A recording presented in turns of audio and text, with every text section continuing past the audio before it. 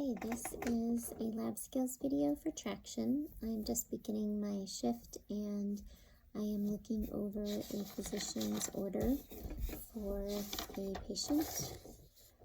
Her name is Nellie Taz. She is 78 years old. She lives with her husband. This morning she stepped off a step stool and lost her footing and fell to the floor. Her husband called rescue and they brought her here at 1300. Her husband and her daughter have been with her today here at the hospital. They performed x-rays and they show that she has a fracture to her proximal femur. She was given morphine 2 milligrams IV every 3 hours for severe pain. So she has had 2 doses of that since she's been here. Her white blood cell count is slightly elevated. Her hemoglobin is 11. Her hematocrit is 38%. She is slightly anemic. She shows to have elevated serum calcium. She is on metoprolol for hypertension, so they are monitoring her heart. She also is on isotonic fluids. She is only on, omeprazole for acid reflux. That's the only other medication she takes. She is community active. She goes to the YMCA with an exercise group. She still drives, and she does like to garden, so physically she's pretty active. Her surgery is tomorrow. I didn't say it, 0700. She will be NPO at 2400, so we will check to make sure she has something to eat. She probably hasn't eaten much today. Let's see what else. She is on bed rest and she has traction, so we are going to go to her room now to meet her and to explain the traction to her and the preparation for surgery tomorrow and to make sure she's comfortable tonight. So I'm going to take the order and we will go to her room.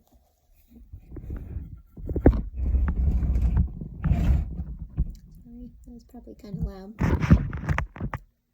Okay, so I will knock on the door. Hello, good evening. My name is Beth, and I will be your nurse this evening. Can you tell me your name? And so I will look at her name tag, and she tells me that it's Nellie Taz, which is written there. And can you tell me your date of birth?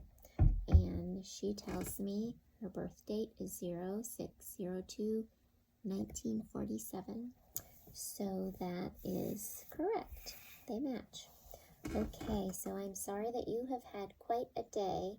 I'm sure it's not how you expect to be spending your day today. And she agrees that is not how she expected to be spending the day.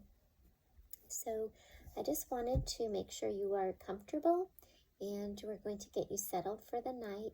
Before we do that, I want to explain the traction device that you are wearing.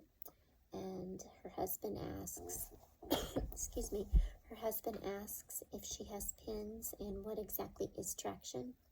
So traction is a way to stabilize the broken bones and just stabilize this whole area. It does help align the bones, and it will keep you from having muscle spasms. It'll make it less painful so you can rest tonight. Traction devices are usually a pulley system. The one you have is called skin traction, and you have a bandage around your injury, and then you have a Velcro boot attached to your leg, which enables us to attach this.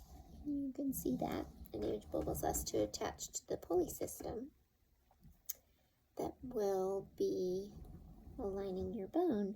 The pulley system has a weight on it. Yours is 2.5 pounds to begin with, and that is going to apply gentle pressure to your muscles and your bone.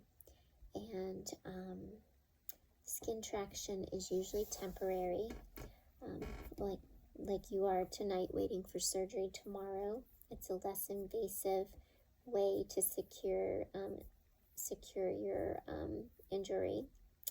The other type of traction is skeletal traction, and that is more invasive. That requires surgery to place pins into your bone, and then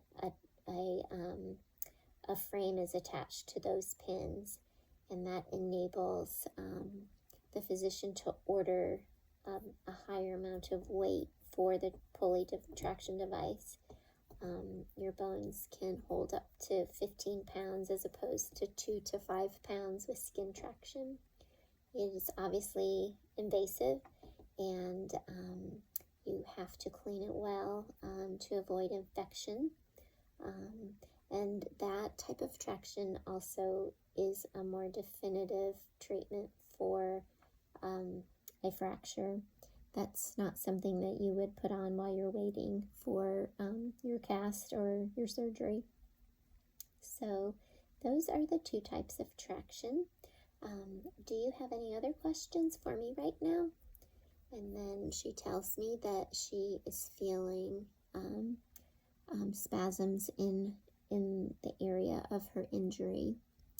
And that is to be expected for sure. You have muscles attached to your bones, and when the bones are broken, the muscles are still attached, but they are kind of being pulled out of place because the bones are not where they normally are. So that will cause the spasms in the muscles, and it's very painful, and you can feel that even with taking the morphine. So we can do several things. The first thing we want to do is make sure you are in alignment. When you are in traction and your body is not positioned correctly, you can have spasms.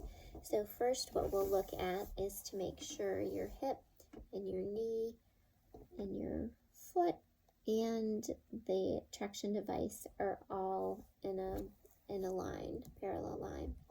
Let's see if you can see that.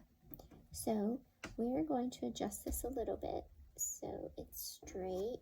Make sure your hip is straight. Okay. And you have also slid a little bit down to the bottom of the bed or towards the bottom. So we are going to help you move up just a little bit, which we would get maybe a UAP to assist with that in real life.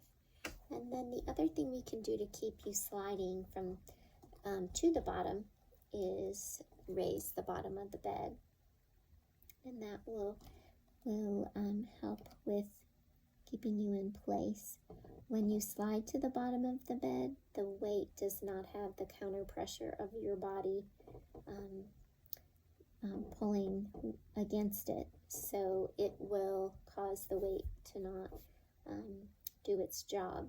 So those are two or several things we can do. And then the last thing we're going to do here is you have a trochanter roll, and this roll is to help you keep your hips from rolling. It goes under your lower back. It'll just help you stay a little more supported and comfortable. Okay, we kind of keep you in one spot there. Okay, so we have the roll. We also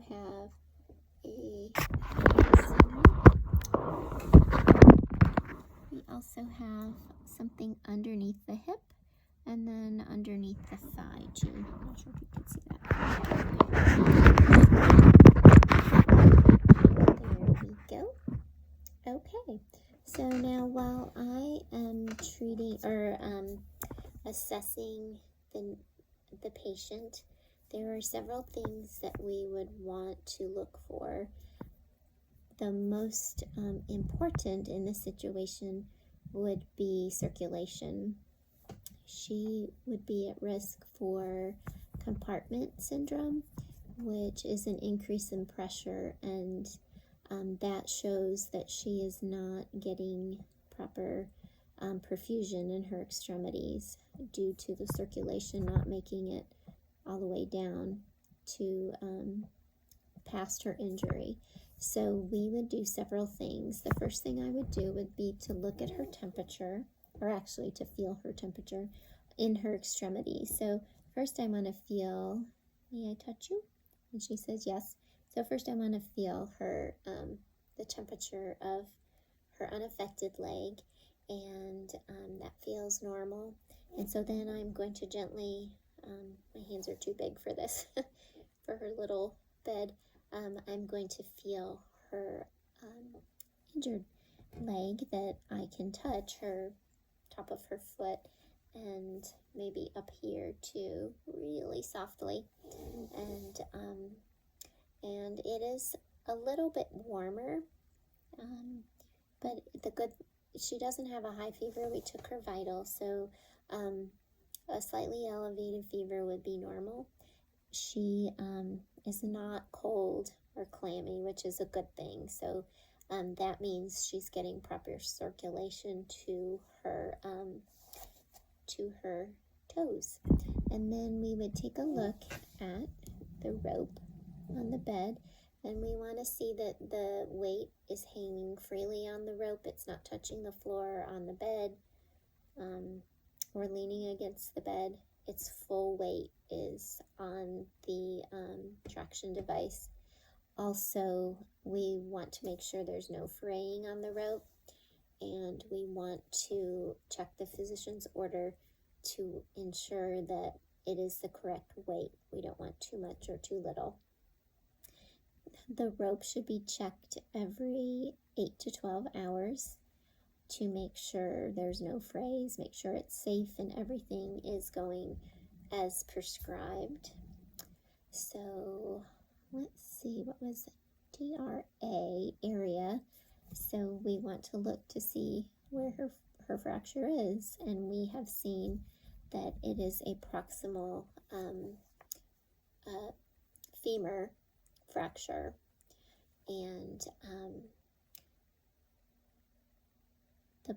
the fracture is incomplete. It is not through the whole bone, and it's not poking out her skin. So there it is right there. And then the next would be alignment, which we did do. We made sure everything was in a straight line here. Circulation is, we have mentioned first, and that's really vital to make sure. There are 5 P's for circulation. The first thing, we would ask her if she is in pain, and pain is a great indicator of things are not going right, like possibly compartment syndrome. It could be muscle spasms or just generalized pain. So we would check on that for her. Paresthesia, tingling or pins and needles feeling, and that is hinting that perhaps circulation is not getting adequately to the extremities, especially we're looking at the foot that is on the affected leg. Paresthesia, pain, pallor. We want to make sure the skin color is normal. It's not seeing a pale color to the skin is also indicating that her perfusion and circulation are not adequately getting past the fracture. And paralysis, that would be she can't wiggle her toes, She may have no feeling in her toes, and then she can't wiggle them. So we would ask to make sure she could wiggle her toes, which was a good sign, and she can wiggle her toes, and her skin, the pallor is normal. She looks really good. It feels warm. She doesn't have any tingling, anything like that. So, so that gets us back to the traction. That was circulation. The next, DRA, intake and output. I can't remember well, I do know we need to check her fluids. We want to make sure that she doesn't overhydrate. We don't want any swelling. Oh, the other P I missed was pressure, and that would be swelling. If you look at her leg and it's edematous, or perhaps the skin is shiny and stretched, that's another really, really big sign of compartment syndrome. So we would compare the two legs, the unaffected leg with her injured leg, and they both look, the skin pressure, they're not swollen, so she looks good.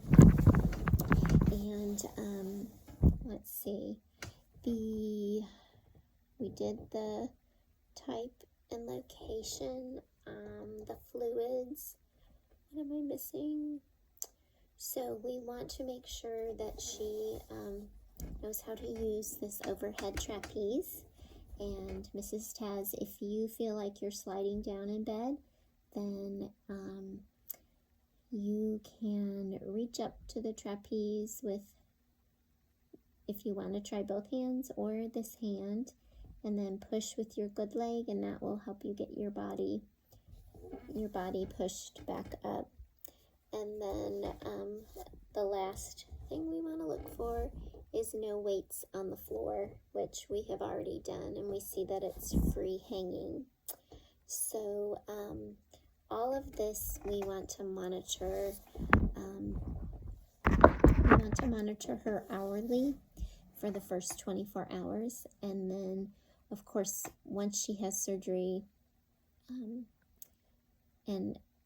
or however we're not sure what the surgeon has decided to do, but that may change the monitoring. But for now, we'll monitor it every hour for 24 hours. If we were still monitoring her, it would be every 4 hours after that. So our patient is cared for. She will have something to eat. She will have medication, pain meds coming shortly, and surgery in the morning. So that is my lab skills video. Thanks so much.